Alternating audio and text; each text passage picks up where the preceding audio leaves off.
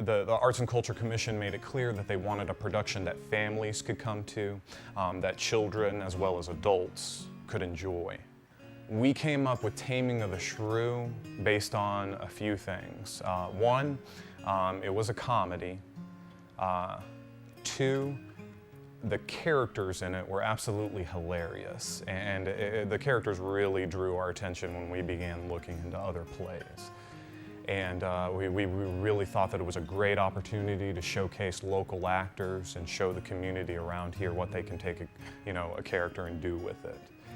And three, St. Louis Shakespeare wasn't doing it. And we've tried to base our decision around not trying to do the same thing that somebody else in the community is doing, because we want to give the public, no matter if they're over here in St. Charles County or they're over there in St. Louis County, if they're crossing back and forth or they're not at all, we want to give people as much choice about theater as possible. We want to make it as diverse as possible. And one thing that kept emerging as we were reading through the play was an emphasis on education. There are teachers in the play. There are students in the play. There is a lot of talk about learning and about growing up. And the more we read through it, the more we thought that this would play on a university campus. This is a school. This could be a school that these people are at. There's a lot of conflict in the play, and there's family conflict, there's romantic conflict.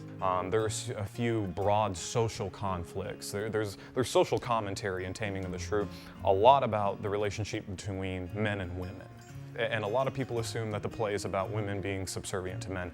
We took it as saying the irony of men thinking that women are subservient to them. And it's shown in the play because the male characters are really ironic. They put females down the entire time, but they themselves do some of the stupidest things you've ever seen a person do.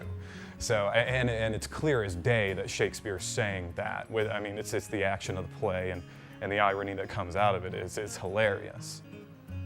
The play says a lot about what we should hope to be and who we are, and what we should look towards things to make better in our lives. And we settled on the 60s by approaching it from that angle.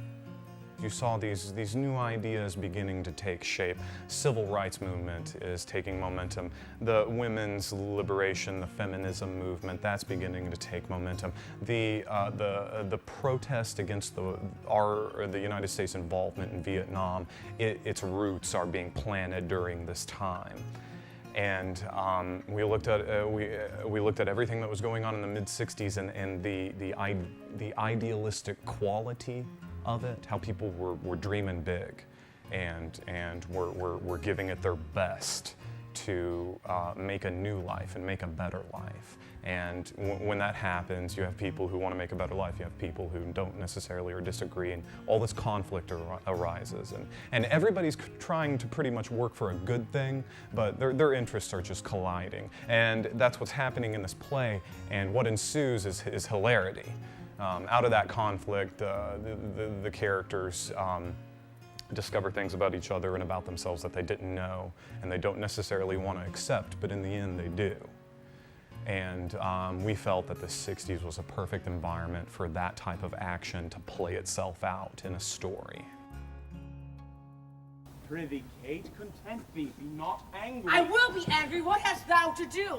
Gentlemen, forward to the bridal dinner. I see a woman may be made a fool if she had not the spirit to resist. Oh, they will go forward, Kate, at thy command. Obey the bride. You that attend on her, go to the feast. Revel and domineer, carouse full measure to a maiden hen. But for my bonny Kate, she must with me. Nay, look not big, nor stomp, nor stamp, nor stare. I will be master of what is mine own. She is my goods, my chattels, my house, my household stuff, my anything. Going into the audition process as the director, the director is supposed to have already looked at the script, decided specifically what their vision for what they want the show to look like, how they want it portrayed.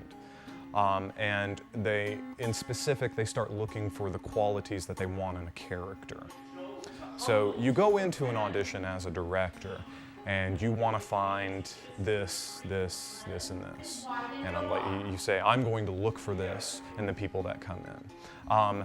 That has a tendency to change throughout the audition process. You go in as the director with a certain idea. You see somebody audition for them, and their audition can maybe change what you're looking for, or they may just exude qualities that make you think something that you've never thought about a character before. And you'll see that and you'll say, well, you know, this person isn't 6'2" and blonde hair like I wanted the character to be, but they're showing some sort of quality that makes me think that it could work. We can make it fit into this concept, and they'll bring a whole new dynamic to it too, because they made me think something that I never thought before. A lot of the people who walked into our audition this time around, and last time around, did that. We've been very fortunate as a new theater company over the past 2 seasons to get casts that are just loaded with talent. Vicentio slipped me as his greyhound that runs for himself and catches for his master. A good swift simile, but something courage. 'Tis well that you hunted for yourself, sir. 'Tis thought your deer does hold you at a bay. Oh, Petruchio Tranio hits you now. Thank thee for that good training. Confess, hath he not hit you here?